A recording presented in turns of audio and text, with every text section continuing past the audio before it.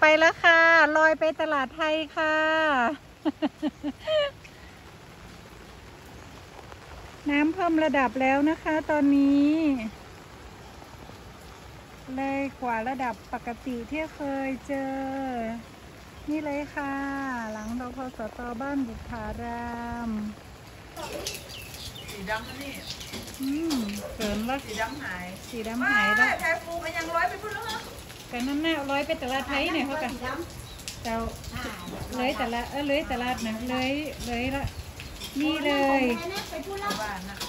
เหลืออีกนิดเดียวจะถึงรพสต.เราแล้วนะจ๊ะก็ระวังอยู่ค่ะ